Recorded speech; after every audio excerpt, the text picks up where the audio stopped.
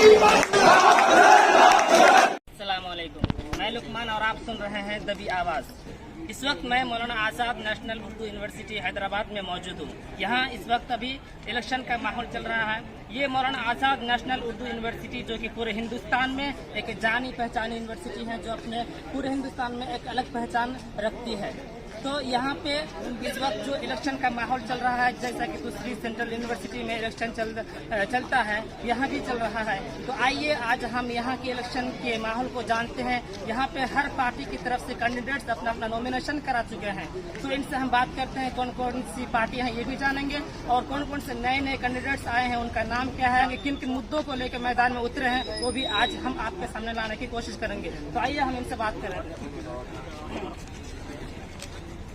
तो ये देख रहे हैं, ये सारे कैंडिडेट्स हैं। सबसे पहले मैं आप लोगों को पूछना चाहता हूँ कि आप लोग किस पार्टी से हैं? मैं तलहा मुबारक डिपार्टमेंट ऑफ सोशल वर्क से मेरा ताल्लुक है और इस बार AUSF की जानिब से प्रेसिडेंटशिप का इलेक्शन कंटेस्ट करने जा रहा हूँ। तो यहाँ पे जितने लोग हैं, यानी आप ये 3 लोग देख रहे हैं, तो ये आप लोग ये AUSF से हैं? जी, AUSF की जानिब से अलग अलग पोस्ट पर हैं। ये पवन कुमार है सेक्रेटरी की पोस्ट पर। हम बाद में बात करेंगे। आप अपना नाम बताइए और आपका पोस्ट बताइए। जी, मैं सबसे पहले अपना नाम बताता हूँ कि मैं तलहा मुबारक डिपार्टमेंट ऑफ सोशल वर्क से AUSF की जानिब से। मेरा नाम पवन कुमार और मैं सेक्रेटरी की पोस्ट पर आ रहा हूँ। आपका नाम? मेरा नाम मोहम्मद अफसल, मैं जॉइंट सेक्रेटरी की पोस्ट पे आ रहा हूँ। तो ये थे ये AUSF के कैंडिडेट्स जो इस बार अपना नॉमिनेशन कराए हैं। तो सबसे पहले मैं आपसे ये जानना चाहूँगा, ये आपने ये AUSF को क्यों चुना? क्योंकि मैंने तीनों पैनल्स की आइडियोलॉजीज को पढ़ा, उसको जाना, उसको परखा। उसके बाद जब मैंने देखा कि AUSA एक ऐसा पैनल है यूनिवर्सिटी में पहले भी कायम था और अब भी कायम है, और वो वाकई बच्चों के हुकूक के लिए लड़ता आया है हमेशा, और मैंने भी चाहा कि मुझे भी इस चीज़ के लिए काम करना है, तो मैं AUSF को चुनूं और फिर बच्चों के लिए लड़ूं, मानू के लिए लड़ूं, मानू के तमाम तलबा के लिए, उन मसाइल के लिए लड़ूं जो बच्चे जिस मसले से अपने को दूर नहीं कर पा रहे हैं, उन मसलों को मैं कोशिश करूं कि हल करवाने की कोशिश करूं। और आप यहाँ कितने साल से हैं? मैं पिछले 1 साल से हूँ यहाँ पे। मैं सेकंड ईयर का स्टूडेंट हूँ, मास्टर ऑफ सोशल वर्क। तो मतलब आपने पिछले साल किसी पॉलिटिक्स रही उसको भी देखा? बिल्कुल। तो आपको इसका अंदाजा रहा होगा कि यहाँ पे पॉलिटिक्स किस तरह चल रही है और हमको किस तरह से करनी चाहिए। तो सबसे पहले ये आपको पूछूंगा कि आपका मेन मुद्दा क्या है, किन मुद्दों को सामने लाना चाहते हैं, किन मुद्दों के लिए मैदान में उतरे हैं? मैं ये बताना चाहूंगा कि इस पॉलिटिक्स में आने से पहले मैंने पहले ही मुद्दे सोच लिए थे जी। और सबसे पहला मुद्दा मेरा ये रहेगा, इसमें 40 बच्चों की पढ़ाई को उनके ऊपर एक बड़ा जुर्माना लगाया गया है, उस पर मैं बात करूंगा, और सिर्फ बात नहीं, इंशाल्लाह उस पर काम करूंगा, उसको खत्म करने की कोशिश करूंगा। और उसके बाद रही तमाम हॉस्टल्स के मुद्दे, डाइनिंग के मुद्दे, लाइब्रेरी के मुद्दे। लाइब्रेरी मौजूद है लेकिन किताबें नहीं मौजूद, हॉस्टल्स मौजूद है लेकिन अलॉटमेंट नहीं हो रहे हैं, बेड नहीं है वहाँ पर। इसी तरह गर्ल्स में भी है कि हॉस्टल मौजूद है लेकिन अलॉटमेंट नहीं हो रहा है। नए हॉस्टल बनवाने की कोशिश करेंगे और कुछ नए कोर्सेज की बात करेंगे इंशाल्लाह, इस वक्त अगर हम इस अपने ओहदे पर फाइज होते हैं। Thank you sir. ये थे हमारे ये AUSF के प्रेसिडेंट के कैंडिडेट्स जो इस बार चुनाव लड़ने जा रहे हैं। अब हमारे पास जो है हमारे साथ पवन भाई हैं, इनसे हम बात करते हैं कि आप यहाँ पे इस बार चुनाव में और ये AUSF को चुना? AUSF की पार्टी है बहुत ही अच्छी, और AUSF पार्टी जो है बहुत ही अच्छी और साफ सुथरी पार्टी है, और इसकी जो आइडियोलॉजी है बहुत अच्छी और मतलब आज़ाद को फॉलो करती है। तो इसी वजह से मैंने AUSF को चुना। तो आपका इस बार का मेन मुद्दा क्या है? आप सबसे पहले अगर आप जीतते हैं तो जीतने के बाद आपका मेन मुद्दा क्या रहेगा, किस पर आप काम करना पसंद करेंगे? ये जो हॉस्टल्स हैं, जो बच्चे बाहर से आते हैं, फिर दूर से आते हैं, 2-2000 किलोमीटर दूर से आते हैं, और ये आके यहाँ पे सरवार नहीं करते। कुछ बच्चे जो होते हैं कि बेचारे एडमिशन कैंसिल करके चला जाते हैं, वो बेचारों का फ्यूचर खराब हो जाता। और मतलब हॉस्टल से बाहर रहते हैं, फिर दूर से टोली चौकी से आते हैं, मेहदीपट्टनम से आते हैं, उनको लिए कोई फैसिलिटीज़ नहीं है। Thank you. सर आपका मुद्दा क्या है? मेरा मुद्दा ये है कि जो मौलाना आज़ाद की सकाफत और हकूक़ को बरकरार रखना हमारे लिए और हमारी इंसानियत के लिए सबसे बड़ा अहम चीज़ है।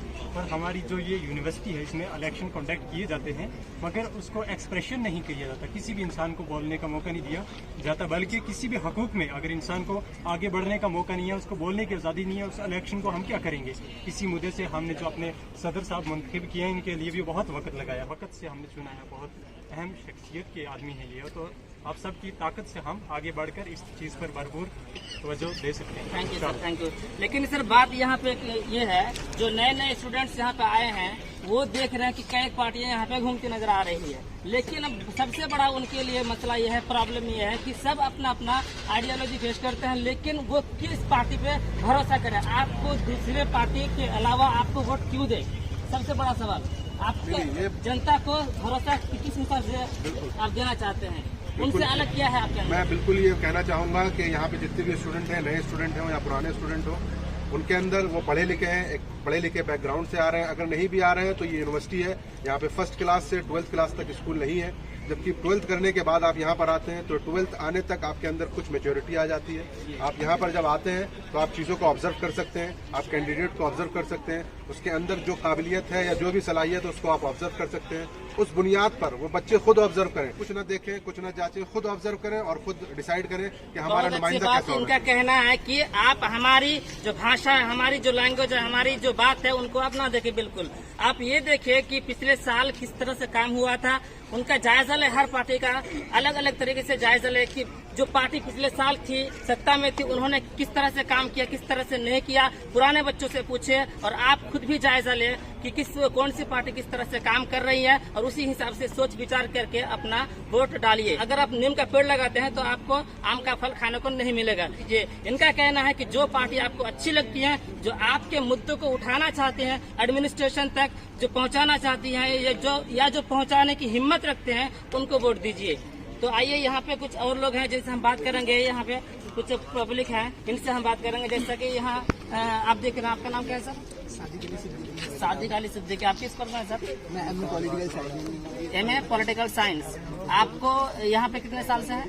ये मेरा फर्स्ट ईयर है। तो आप यहाँ पे इस साल किस तरह से पॉलिटिक्स को देख रहे हैं? यहाँ की पॉलिटिक्स को, मौलाना आजाद नेशनल उर्दू यूनिवर्सिटी की पॉलिटिक्स को आप किस अंदाज से देखते हैं, कैसा लगता है? अभी तो फिलहाल मेरा फर्स्ट ईयर है और अभी यहाँ पर मैं नया हूँ, तो मुझे इतना आइडिया नहीं है। लेकिन यहाँ आने के बाद कई सारी पॉलिटिकल पार्टी है यहाँ पर, 2-3 जो भी है, उन्हें देखने के बाद ये अंदाज़ा हो गया है कि कौन किस तरह से है। और जो पुरानी यहाँ पर जो पिछली बार जो भी इलेक्शन जीते थे, यहाँ पर जो प्रेसिडेंट रह चुके हैं, उनके बारे में भी बहुत सारी चीज़ें हमें सुनने को आई है। तो हम कोई भी जब आइडिया तैयार करते हैं तो हम आगे और पीछे सोच कर ही तैयार करते हैं। Yes sir. तो अभी तक आपको कोई अच्छी पार्टी लगी जी कि इस पार्टी को सपोर्ट करना चाहिए? जी, यहाँ पर अभी फिलहाल जितनी भी पार्टियां हैं और जो भी लोग इंडिविजुअल खड़े हो रहे हैं, वो अपने अपने लेवल पर अपनी अपनी तारीफ कर रहे हैं। और हर कोई, एक तो आप जानते ही हैं, कोई भी नेता होता है, जब वो इलेक्शन में खड़ा होता है तो वो कभी अपनी बुराई नहीं बताता है, वो हमेशा अपनी अच्छाई बयान करने की कोशिश करता है।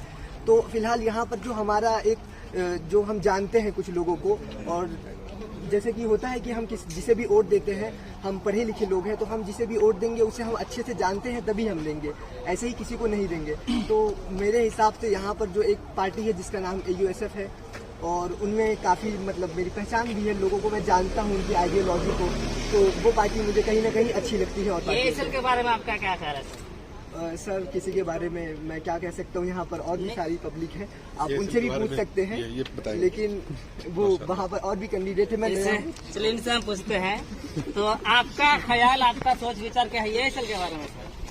क्योंकि पिछले साल वो सत्ता में रही है, इसलिए मैं उनको खास तौर से उनके बारे में सवाल पूछना चाहता हूँ, क्योंकि नए स्टूडेंट्स हैं, उनको जानना बहुत जरूरी है। बिल्कुल जरूरी है और हर पार्टी के बारे में जानना जरूरी है। जहाँ तक रही उस पैनल की बात, तो किसी पर एलिगेशन लगाने से पहले जानिए कि यहाँ उस पार्टी ने ये काम किया है कि मौलाना आजाद के नजरिए को लेकर, मतलब अपने रोटी को सेकने का काम उस पार्टी ने यहाँ किया है।